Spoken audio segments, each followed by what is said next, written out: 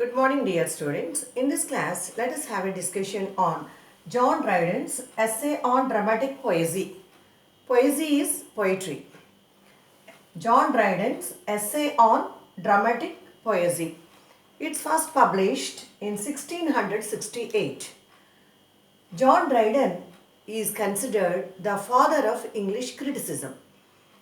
He is entitled the father of English criticism.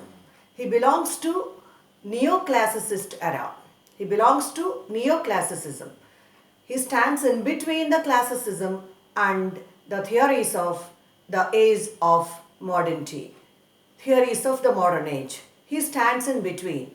Okay. In this essay on dramatic poesy, he gives out his opinions, he gives out his principles and theories on literary criticism.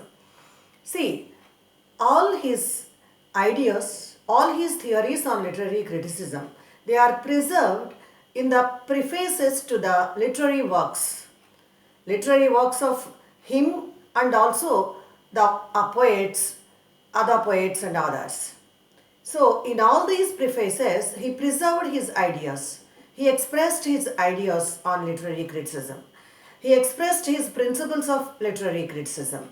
He expressed and preserved his theories of literary criticism. See, first and foremost, John Dryden, he appreciates Aristotle. He coincides with Aristotle in that viewpoint that poetry is an imitation. Aristotle says poetry is an imitation. The poet is the imitator. What does he imitate? Things of the past and the present, things as they are said to be, and as they are thought to be, and things as they are ought to be. Three things Aristotle has described when he talked about poetry as imitation and poet as imitator.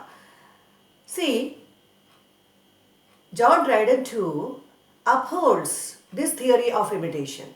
He says, yes, I agree with the ideas of Aristotle. I accept with the ideas and theories of Aristotle in that the poetry is imitation. It's for sure. I do agree with that. But above all, he says, poetry is a beautiful semblance. Beautiful semblance. Semblance means it is the replica. It's a reflection. It reflects many things. As Aristotle says, things of the past and the present. Poet describes past. A poet describes the present. Things as they are said to be and thought to be. As how great people and great experts, they judge the things how they are supposed to be. How they are thinking a particular thing to happen in a particular way. Because it is the assessment of the great people. Knowledge-filled people, wisdom-filled people, they pass on a judgment. This is how a thing should happen like that. This is the thing.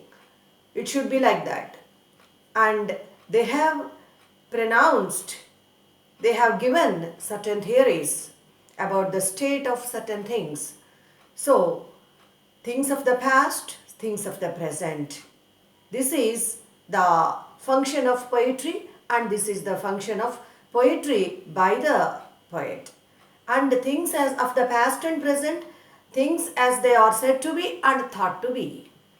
And things as they are ought to be. Ought to be means they should be like this.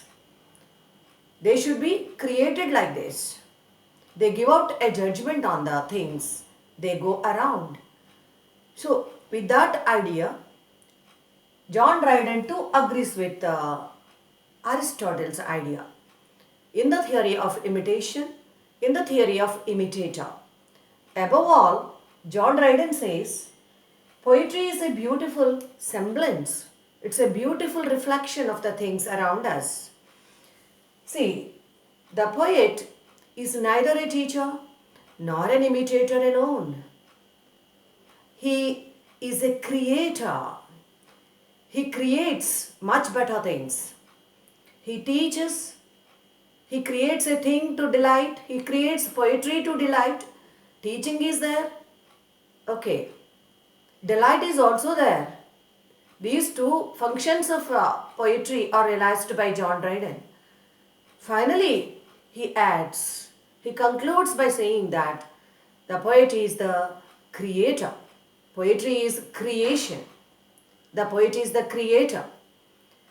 And in all the prefaces of great literary works by John Dryden, he expressed his theories of literary criticism. And that text document, Essay on Dramatic Poesy, it's published in 1668. And he says, a beautiful semblance of the whole that includes many things. Poetry is devoid of nothing. It includes everything in that. It includes past and present. It includes ideal things. It includes the things they are said, how they are said and thought and pronounced, and they are assessed and judged by great people. Poetry is a capsule of wisdom. It's a thing of whole. It includes everything. The content, the form, the style, everything adds to poetry to make it a whole, a complete component. This is what John Dryden explains in his Essay on Dramatic Poesy. So this is how he describes the nature of poetry and also function of poetry by going one more step ahead of Aristotle. Okay students, with this I would like to conclude in this session. In my next session, we will further discuss.